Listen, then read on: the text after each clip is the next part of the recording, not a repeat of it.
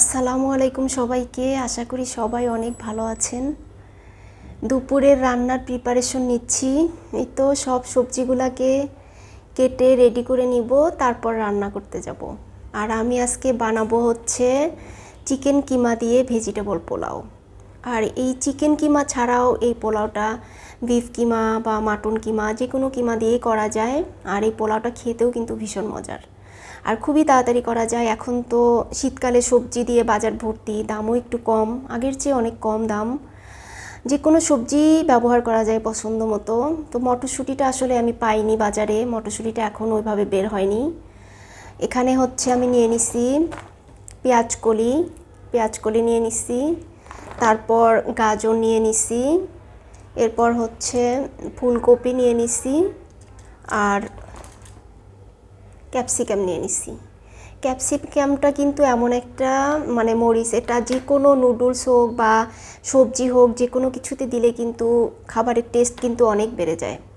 আমার তো অনেক পছন্দ ক্যাপসিকাম। শীতকালে কিন্তু ক্যাপসিকামের দামটাও একটু কম থাকে, সবুজটার দাম একটু কম থাকে, অন্যান্য কালারগুলোর দাম কিন্তু আগের মতোই থাকে। তো যাই হোক, আমি হচ্ছে সব সবজিগুলোকে রেডি করে নিব কেটে, তারপর রান্না করতে চলে যাব। প্রথমে আমি পরিমাণ মতো তেল দিয়ে এখানে আধা কাপ পেঁয়াজ দিয়ে দিছি। পেঁয়াজটা বেরেস্তা ভেজে উঠিয়ে রাখছি। এরপর এই পাতিলের মধ্যেই এখানে আমি 1 কাপ পেঁয়াজ একটু ভেজে নিয়ে এর মধ্যে সব মশলাগুলো অ্যাড করলাম। এখানে হচ্ছে আদা রসুন বাটা, জিরা, ধনিয়া সব কিছু দিয়ে মশলাটাকে একদম ভালোভাবে কষিয়ে নিব যাতে আদা রসুনের গন্ধটা না থাকে। এরপর আমি এখানে 2 কাপ চিকেন কিমা দিয়ে দিচ্ছি। কিমাটা আমি ব্লেন্ডারে কাঁচাই করছি আর কি, সিদ্ধ করে কিমা করিনি, মুরগির মাংসটা কাঁচাই কিমা করে নিছি। সব কিছু দিয়ে একসাথে ভালোভাবে মিক্স করে একটু পরপর নাড়বো। আর পরিমাণ মতো লবণ দিয়ে দিলাম।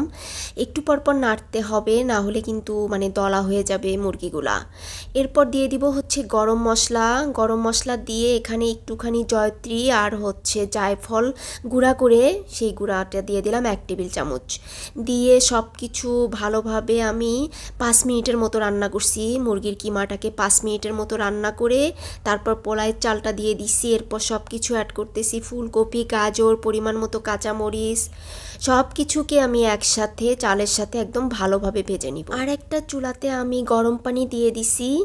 এখানে আমি 2 কাপ পোলাওয়ের চাল নিয়ে নিছি আর সাথে সবজিগুলো অ্যাড করছি। 1 কাপের মতো করে হবে সব সবজি।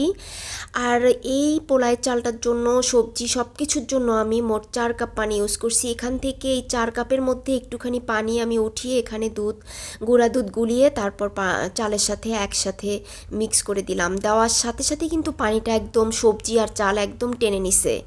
আর এটা এখন দমে রান্না করতে হবে। পরিমাণ মতো লবণ দিয়ে চুলার আঁচটা একদম লো করে আমি 10 মিনিটের মতো ঢেকে রান্না করব। 10 মিনিট পর উঠিয়ে এই তো পেঁয়াজের কলিগুলা দিয়ে দিলাম, দিয়ে আরও 5 মিনিটের মতো আমি নেড়েচেড়ে ঢেকে রেখে দিব। 5 মিনিট পর উঠিয়ে হয়ে গেছে কিন্তু বেশিরভাগ রান্নাটা, চালটাও কিন্তু খুব সুন্দরভাবে সিদ্ধ হয়ে একদম ঝরঝরা হয়ে গেছে। এখন আমি ক্যাপসিকাম অ্যাড করব আর হচ্ছে কিছু কাঁচামরিচ দিব। এই ক্যাপসিকামটা থেকে তো ঝাল বের হবে না, কাঁচামরিচ যেটা দিব সেটা ফ্লেভারের জন্য, সেটা থেকেও ঝাল বের হবে না। আর আমি তো পরিমাণ মতো কাঁচামরিচ প্রথমেই দিয়ে দিছি, কোনো শুকনা মরিচ কিন্তু আমি এখানে আজকে ব্যবহার করিনি, এটা সম্পূর্ণই কাঁচামরিচ দিয়ে রান্না করছি। ক্যাপসিকাম আর মরিচ দিয়েও আমি 5 মিনিট ঢেকে রাখছিলাম। তারপরেই তো নেড়েচেড়ে দিচ্ছি। সব শেষে দিয়ে দিব হচ্ছে ঘি দিয়ে আর একটু নেড়েচেড়ে আমি নামিয়ে নিব। একদম খুব সুন্দরভাবে ঝরঝরা হয়েছে কিন্তু পোলাওটা হয়ে গেছে। চিকেন কিমা দিয়ে ভেজিটেবল পোলাও।